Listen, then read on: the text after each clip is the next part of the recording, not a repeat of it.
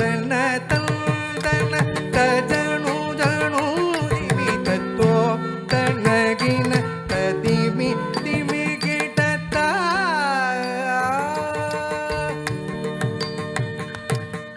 ராமநாமம் சொல்லி ஆழ்கடல் தாண்டிய ராட்சசி சாயாகிரகியை வழியிலே கொன்று ராமநாமம் சொல்லி ஆழ்கடல் தாண்டிய ராட்சசி சாயாகிரகியை வழியிலே கொன்று